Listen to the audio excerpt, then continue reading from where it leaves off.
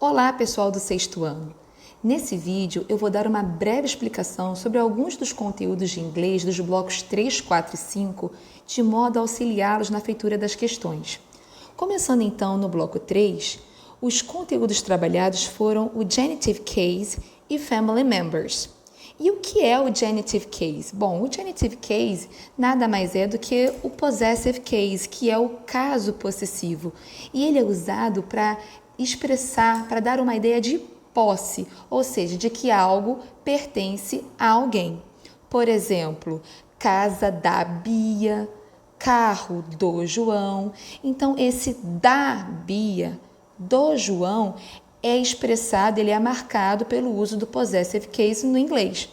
Então, e como que faz para formar a estrutura do genitive case, desse possessive case? Bom, em primeiro lugar, a gente tem que colocar o nome da pessoa a quem o objeto ou animal pertence.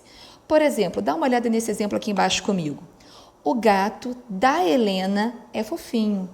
O gato, ele é da Helena, ele pertence a Helena. Bom, então a Helena é a dona do gato, então o nome dela é o elemento que vem primeiro nessa estrutura. Então você primeiro coloca o nome da Helena e depois, vamos olhar lá no número 2. Depois adiciona-se apóstrofo S a esse nome. Então a gente vai colocar Helena e vai colocar esse símbolozinho aí de apóstrofo e depois S. Então vai ficar Helenas, Helenas. E depois, olha o número 3, depois coloca-se o nome do objeto, e nesse caso aí é o animal, né? Então, Helena's cat is cute. O gato da Helena é fofinho. Bem tranquilo, né? Mas atenção, em nomes que já terminam com S, não precisa colocar apóstrofo S. Basta colocar o sinal do apóstrofo. Por exemplo, the kids' toys are broken. Então, olha aí, kids. Kids é uma palavra que está no plural, então ela já termina com S, né? As crianças. Então, para eu colocar the kids no possessive case, eu não preciso colocar apóstrofo S. É só colocar apóstrofo, porque já temos o S aí. Então, vai ficar the kids' toys are broken. Os brinquedos das crianças estão quebrados.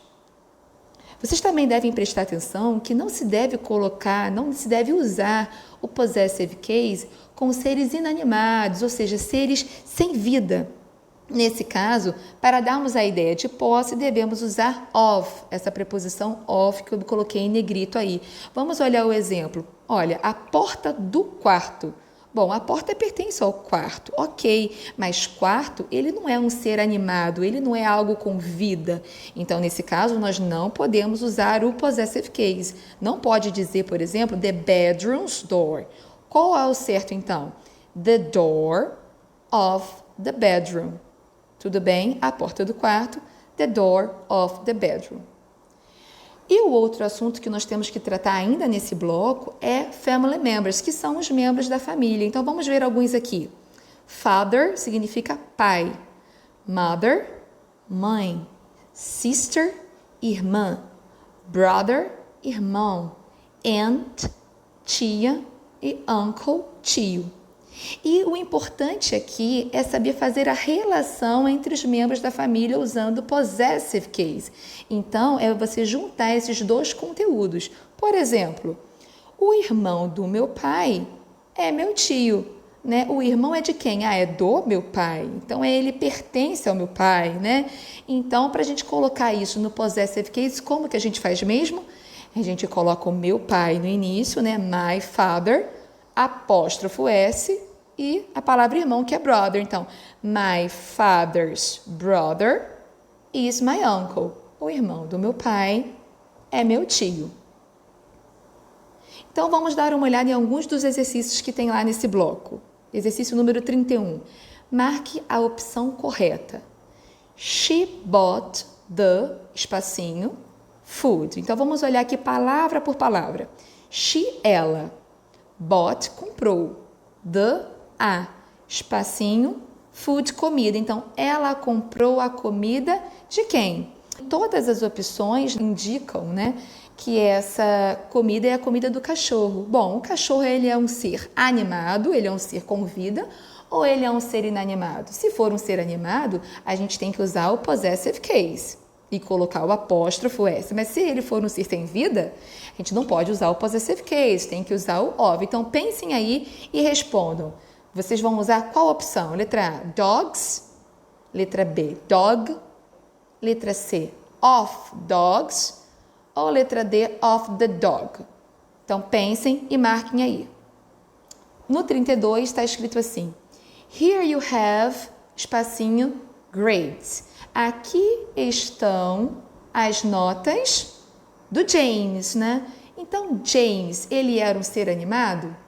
Se sim, temos que usar o possessive case, mas atenção, James termina com a letra S, o nome dele já termina com S. O que nós temos que fazer nesse caso? Observem aí as opções e marquem a resposta certa. 33. Your father's sister is your... A irmã do seu pai é sua. Então, a irmã do seu pai é o que sua? Letra A, uncle. Letra B, cousin. Letra C, aunt. Ou letra D, mother? Observem, lembrem e marquem aí. Tranquilo, né, pessoal? Então, vamos agora para o bloco 4. E no bloco 4, nós vimos o verbo to be. Então, vamos relembrar um pouquinho sobre esse verbo to be. Bom, o verbo to be, ele é o verbo ser ou o verbo estar em português, né? Então, olha que interessante como que o inglês é econômico, né? Um verbo só em inglês, que é o to be, representa dois verbos em português, que é o verbo ser ou o verbo estar. Então, se eu quero falar eu sou, eu vou usar o verbo to be. Se eu quero falar eu estou, também vou usar o verbo to be. Então, isso gera uma economia, né? Então, vamos lá. E para eu lembrar da conjugação do verbo to be em inglês, né, no presente? Bom, para lembrar dessa conjugação no presente, é só lembrar da palavra amareis. Por quê? Porque nessa palavrinha amareis nós temos as três formas do verbo to be no presente. Em azul você tem o am, em verde o are, em vermelho o is. Então, não se esqueçam, para lembrar da conjugação do verbo to be, lembre dessa palavra, amareis.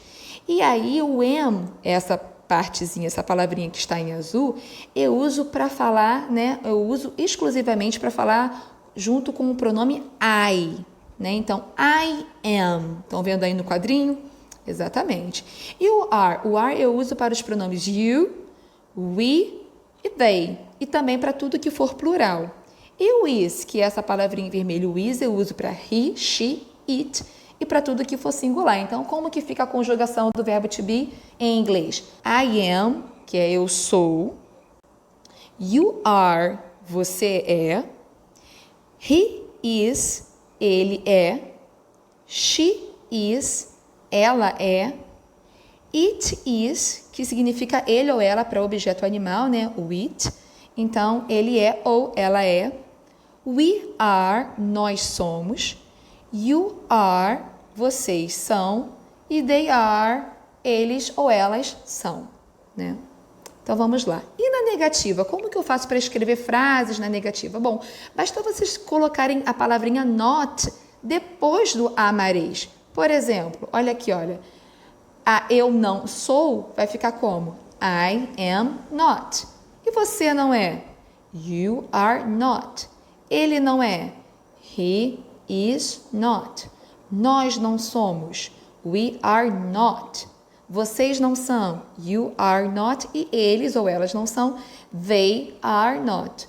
Eu posso colocar desta forma ou eu posso também juntar essa palavra not com a palavra do amareis, com o verbo, né? Com o verbo to be.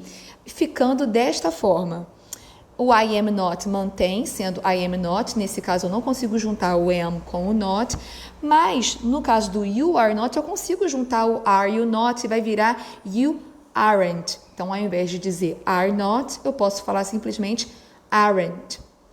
He is not, ao invés de botar is not, eu posso usar isn't, ficando he isn't, ou she isn't, ou it isn't.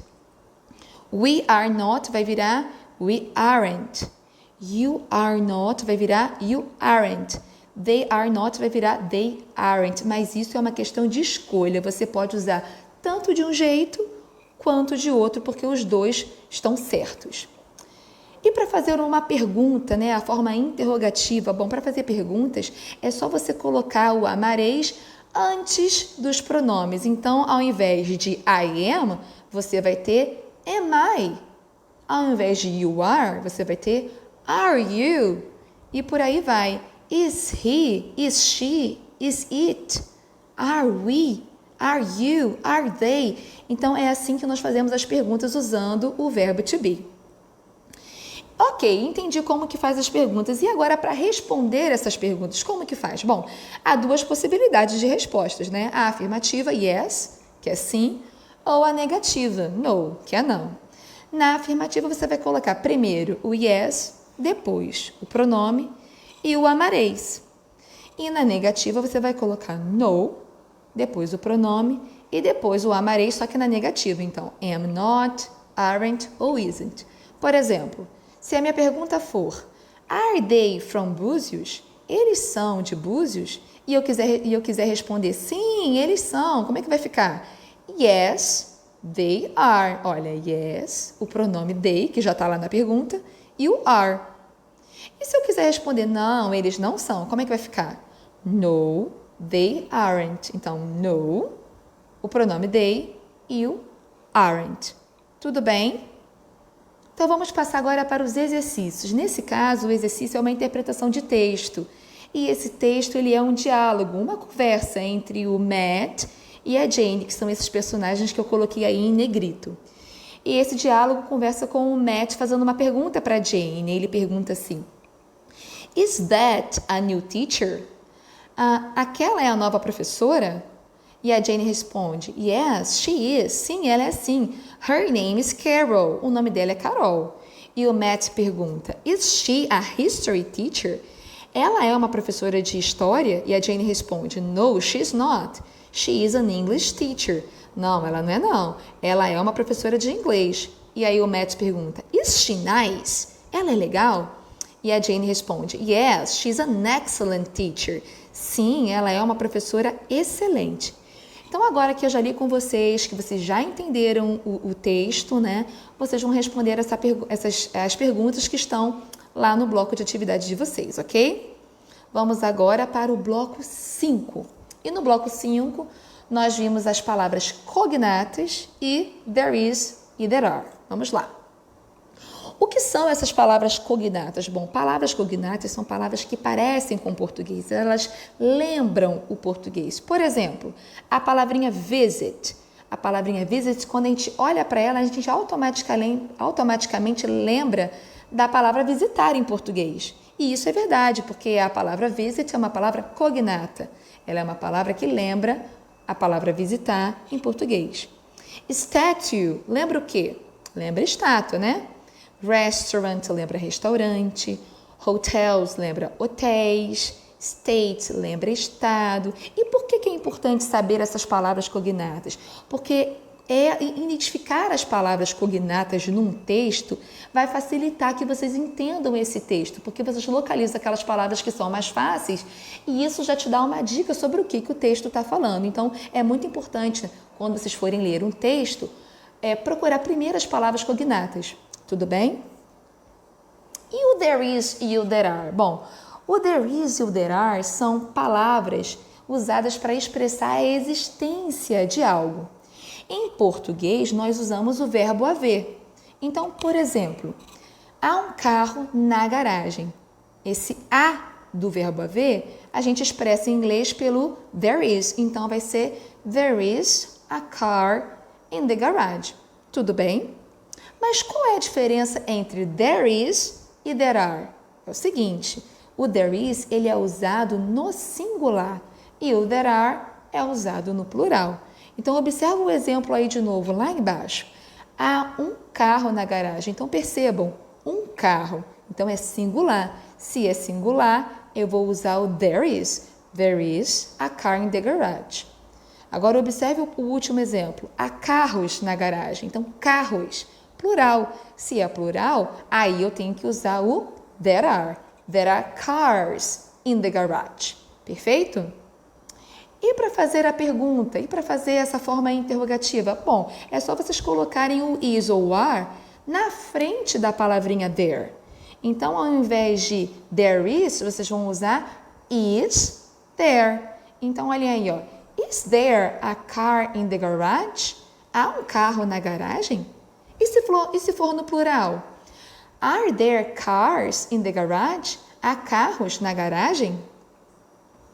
Agora vamos ver aqui a negativa. Bom, para fazer frases na negativa, a gente vai usar there isn't ou there aren't.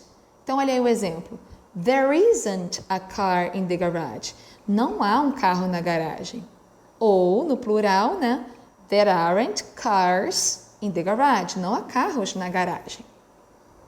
Então, vamos aqui aos exercícios.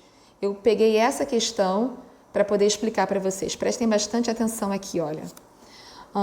There is a statue of Brigitte Bardot.